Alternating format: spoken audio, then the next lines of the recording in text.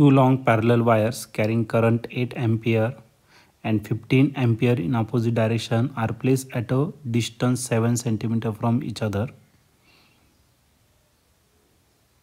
तर या ठिकाणी हा पहिला कंडक्टर दिलेला आहे 2 लॉंग आणि हा दुसरा दिलेला आहे. याच्यातून करंट चाललेला I1 इतका आणि तो दिलेला आहे 8 एम्पियर इतका आणि दुसऱ्यातून चालला आहे 15 एम्पियर एवढा करंट. ओके, मग तो I2 ने पिंग केला 15 एम्पियर. आणि या दोन कंडक्टरमधलं जे सेपरेशन आहे ते किती आहे तर 7 मीटर. 15 परत लिहून घेतो 15 एम्पियर. त्याच्यातलं डिस्टन्स किती आहे 7 सेंटीमीटर.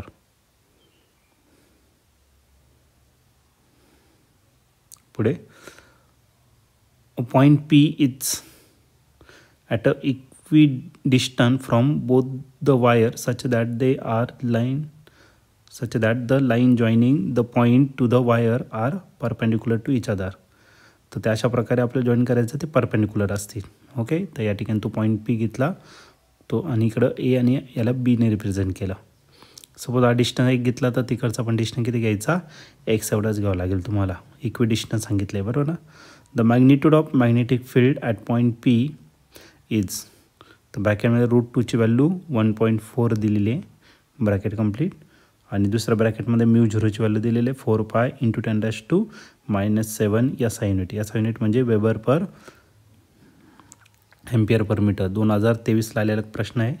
ई ऑप्शन आहे 68 × 10⁻⁶ टेस्ला. बी ऑप्शन आहे 48 × 10⁻⁶ टेस्ला. सी ऑप्शन आहे 32 × 10⁻⁶ टेस्ला. आणि डी ऑप्शन आहे 16 × 10⁻⁶ टेस्ला. तर या 4 ऑप्शनपैकी या क्वेश्चनचं करेक्ट आन्सर काय असलं पाहिजे. तर याला आपण सॉल्व करूया आणि मग डिसाईड करूया.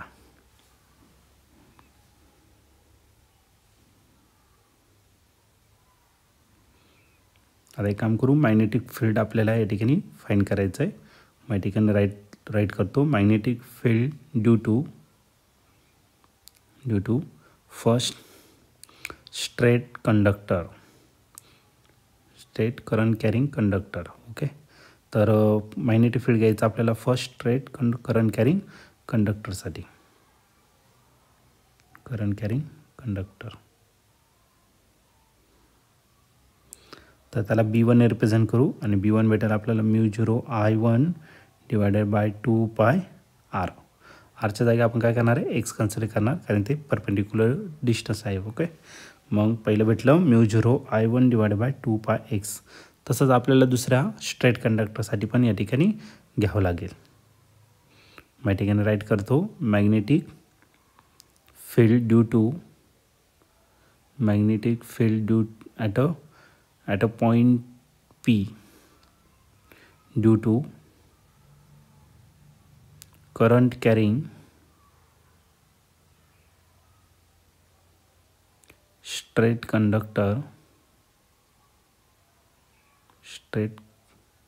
वायर घ्या, कंडक्टर घ्या इज. तर त्याला आपण B2 ने पण करू. तो राहील μ0 I2 / 2π. त्याचं पण डिस्टन्स किती राहील xच राहील. तर याला आपण काय करू इक्वेशन 2 कन्सिडर करू.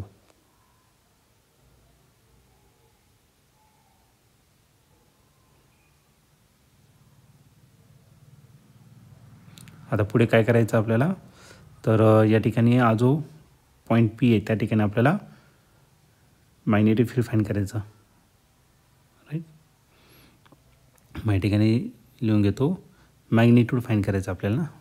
मॅग्निट्यूड फक्त या ठिकाणी आपण टायटल टाकू magnitude of magnetic field at point कुठे तर P. At point P magnitude of magnetic field at point P is given by. तर त्या ठिकाणी मॅग्नेटिक फील्ड किती असणार ते आपल्याला फाइंड करायचं. त्याला आपण B ने फाइंड करू आणि अंडर रूटमध्ये या दोघांचं आपल्याला स्क्वेअरिंग करून ॲडिशन करायचं. मग B1² प्लस काय केला B2². मग आपल्याला B भेटेल आणि अंडर रूटमध्ये भेटेल B1. B1 किती आहे तर तो आहे μ0 I1 / 2πx. त्याचा काय करायचा स्क्वेअर प्लस B2 आहे μ0 I2 / 2πx. त्याचा पण काय करायचं आपल्याला स्क्वेअर करायचा. आता याच्यातून काहीतरी कॉमन येणार आहे आणि कुठून आलं ते राईट करू आपण फ्रॉम इक्वेशन 1 and 2. आता याच्यातून काहीतरी कॉमन येणार आहे. मग बी इज इक्वल टू अंडर रूटमध्ये आपल्याला भेटेल किती तर μ0 डिवायडेड बाय 2πx. हा त्याच्यातून काय कॉमन एका डायरेक्ट बाहेरच घेऊन टाकतो म्हणजे अंडर रूटमध्ये राहील फक्त I1² plus I2². Okay, I1 आणि I2ची व्हॅल्यू दिलेली आहे, आपण याच्यात पुट करून टाकू मग आपल्याला आन्सर भेटून जाईल. μ0ची व्हॅल्यू आहे 4π × 10⁻⁻⁷. त्याला डिवाइड करायचं 2π आणि x तसाच ठेवू आपण. अंडर रूटमध्ये राहिला I1 किती दिला होता 8 एम्पियर दिलेला होता राईट. त्याचा स्क्वेअर करू आणि नंतर I2 15. मग 8चा स्क्वेअर या ठिकाणी आपल्याला लिहायचा आहे प्लस 15चा स्क्वेअर लिहायचा आहे. I2 15 आहे. ओके, तर पुढच्या केसमध्ये या 2πने त्या याला डिवाइड करून टाकू. तर 2 जा किती झाला 4 आणि पाय कॅन्सल. मग 2 × 10⁻⁷ झाला. x तसाच लिहिणार. अंडर रूट 8चा स्क्वेअर किती झाला 64 प्लस 15चा स्क्वेअर आहे 225. आता या दोघांची आपल्याला काय करायची ॲडिशन करायचं. मग आपल्याला बी भेटेल. B is equal to 2 × 10⁻⁷ divided by x. आता या दोघांची काय करावं लागेल आपल्याला ॲडिशन. 4 + 5 झाला 9, 6 + 2 झाला 8 म्हणजे 289.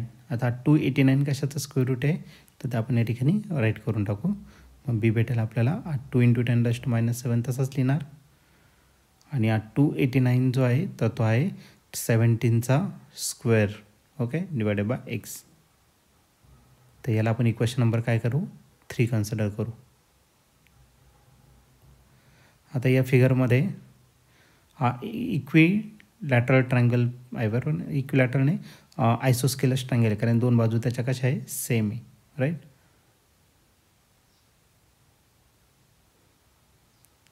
मग फ्रॉम फिगर आता त्या ट्रायंगलला घेऊन टाकू. ए तो पी घेतला आणि हा बी हा आहे राईट अँगल ट्रायंगल APB. तर ते मेजर ऑफ अँगल APB किती घेतला 90 डिग्री.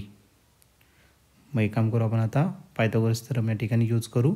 7 या हायपोटेनस झालं आणि x आहे आता 49. 7चा स्क्वेअर 49 x² + x झाला 2x². 2ने त्याला डिवाइड करा. 49ला जर 2ने डिवायडेड केलं ओके याचा स्क्वेअर रूट घेऊन टाकू. मग 49 7चा आहे आणि हा झाला √2. √2ची व्हॅल्यू किती दिली त्यांनी 1.4. आता हे जे दिलेलं आहे तुम्हाला हे दिलेलं आहे तुम्हाला सेंटीमीटरमध्ये. ठीक आहे, या सेंटीमीटरचं कन्वर्जन आपल्याला कशात करावं लागणार आहे मीटरमध्ये. मग आपल्याला x भेटेल आणि x किती भेटेल 7 डिवायडेड बाय √2. √2ची व्हॅल्यू त्यांनी दिलेली आहे किती 1.4 आणि सेंटीमीटरचं कन्वर्जन मीटरमध्ये करायचं 10⁻² किती झाला तर -2 मीटर. आता ही जी व्हॅल्यू आहे ती व्हॅल्यू आपण कशामध्ये पुट करणार आहे तर इक्वेशन नंबर 3 मध्ये. ठीक आहे, मग इक्वेशन 3 मध्ये आपण त्याला पुट करून टाकू. देअरफॉर इक्वेशन 3 बिकम्स इक्वेशन 3 काय भेटेल तर आपल्याला भेटेल बी इज इक्वल टू 2 आणि या 17चं मल्टिप्लिकेशन करून घेऊ. मग 17 2 किती झाला तर 34 आणि 10ची जी पॉवर आहे ती किती झाली 10⁻⁻⁷ आणि डिवाइड बाय एक्सची व्हॅल्यू किती आहे 7 डिवायडेड बाय 1.4. एक काम करतो या 1.4ला वरती घेऊन टाकतो आणि हा 10⁻² किती झाला तर -2 वरती गेला तर प्लस होणार. मग त्याच्या आधी हा 7च्या टेबलमध्ये 14 आहे. 7 2 किती झाला 14. ओके, मग आपला बी जो आहे तो किती भेटेल तर 34. याला आपण एक काम करू 2 × 10⁻⁻1 करू. -2 वरती गेला तर +2 होणार म्हणजे किती झालं तर 10⁻⁵. ओके, आणि आता या दोघांचं मल्टिप्लिकेशन करायचं. बी 4 2 किती झाला 8 3 2 किती झाला 6 68 आणि 10ची जी पॉवर आहे ती किती झाली तर -5 आणि -1 किती झाला -6 आणि मॅग्नेटिक फील्ड कशामध्ये मेजर करणार टेस्लामध्ये. मग याचं आपलं काय असणार तर फायनल आन्सर. ओके, आणि या ठिकाणी तुम्ही ऑप्शन जर बघितलं तर ऑप्शन नंबर ए जो आहे तो या ठिकाणी आपला करेक्टली मॅच होतोय. म्हणून या क्वेश्चनचं जे करेक्ट आन्सर असणार ते ऑप्शन ए. ऑप्शन ए म्हणजेच काय 68 × 10⁻⁻⁶ टेस्ला.